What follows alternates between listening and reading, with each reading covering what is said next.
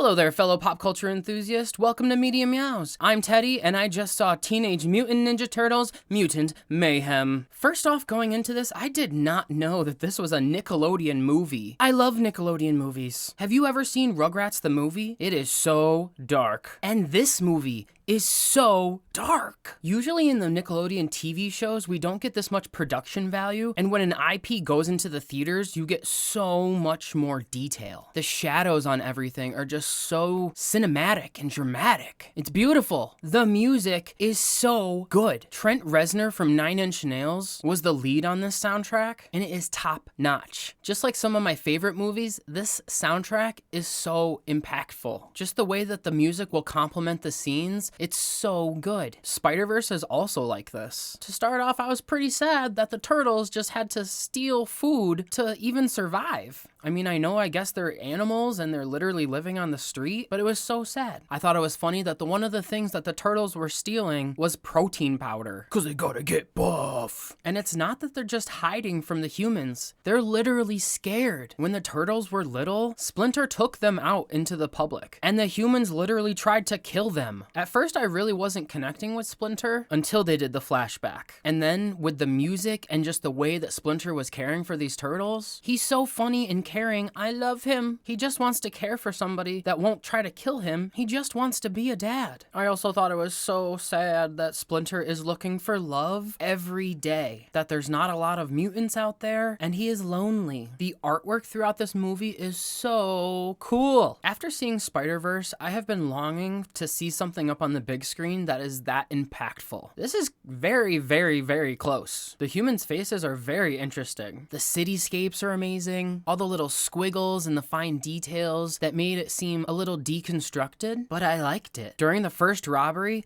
I knew what was going to happen. I knew from the composition of that scene that Superfly was going to pick up that truck and fly them out of there. But what I didn't know is that Superfly was going to murder his accomplices. Why did he do that? If his plan is to just make mutants literally more well-known by taking over the whole planet, why does it matter that a few humans saw him? I actually liked all the references that they did throughout the movie. They referenced Marvel, Nickelodeon, Family Guy. It was actually strangely cool. And if you didn't know, that's what the turtles do. They're trying to fit in, they're trying to be cool. I thought it was really funny and jarring when Splinter in his flashback ate his murdered friend, Kevin. I also laughed a lot when we first heard of the milking, and Splinter said, "They're gonna milk you. Do you want to be milked?" There's a lot of stabbing in this movie, and they almost ninja starred April in the head. Well, they did ninja star April in the head. She just didn't die. She luckily was wearing a helmet. So yes, it was a good idea that April got that helmet, because she would be dead. I like when her scooter was stolen, and the thugs said about the turtles, "Murder the Shreks!" Again, pretty dark. Even in that scene, they asked the turtles,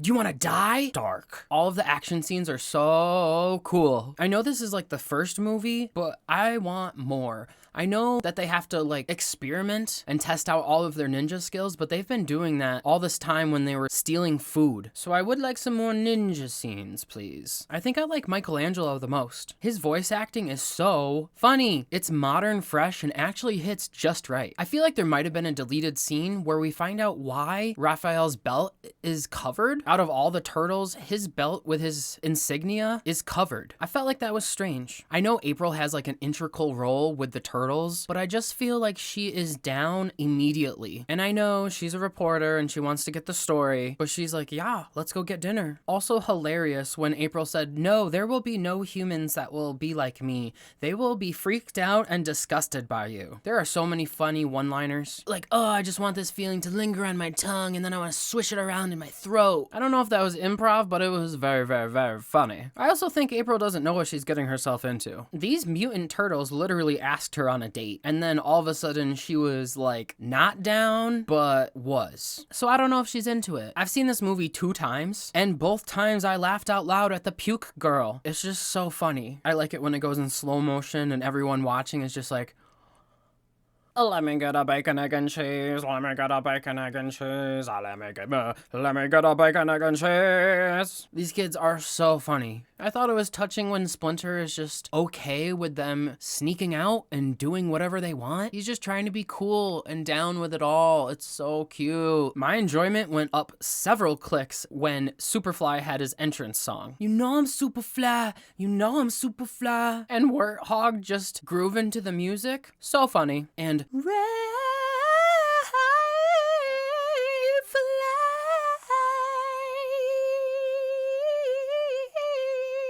I love Raphael. Mondo Gecko? No, I like your vibe. I like your vibe. I like your vibe. I love it. All the flashbacks of Superfly raising his family, just like Splinter raised them up. It's so touching. It's so sad. They're a legitimate family and they're about to fall apart. I thought it was pretty dark when Superfly was like, yeah, I want to do all the crazy stuff. You got a crazy idea? Let me know because I want to do it. Like enslaving the human race? I feel like one of the themes is that family is very easily manipulated. The rest of the mutants just do whatever the leader of the pack is doing at the time. I thought it was pretty heavy when Superfly would get mad. He's like, yeah, you're really pissing me off. Whoa. Superfly is just very dark, and it's kind of sad that he's gonna be the villain. I went to the corner and I look outside. What's going on? So funny. That joke has a big payoff. I actually didn't like it when it first started, but where that joke led, I love it. Did you notice that the Ninja Turtles, when they're kids, look like the babies from Rugrats? Nickelodeon produced film. It's just interesting to see the different tones in movies with Disney versus Nickelodeon. I feel Nickelodeon is not afraid to go there, and Disney is kind of playing it safe. Nickelodeon movies are usually so dark and edgy. It's so cool. Do you think April is literally the only good human? She looks different than the rest of them. There's certain humans that actually literally look different. It just makes me wonder. You know, I was wondering what April was gonna do with her old scooter. Did she literally just leave it there for somebody else to grab? Or does she now have 2 scooters? I just wouldn't leave that behind. I think it's pretty endearing that after being talked to, Superfly's gang of mutants actually did not want to murder all of the humans. Cause you know, it might like haunt their dreams, which just bolstered the fact that they're all fighting with their family. Superfly said that the turtles are basically their cousins. On second viewing, one of my favorite parts actually is when Superfly mutates into Superduperfly. He has a giraffe across his face, like an entire giraffe. I know it didn't literally work, but when Turtles, April, and Splinter and the rest of the mutants are coming up in their superhero walk to go kick some butt, I actually really liked that. I liked their slow motion walking.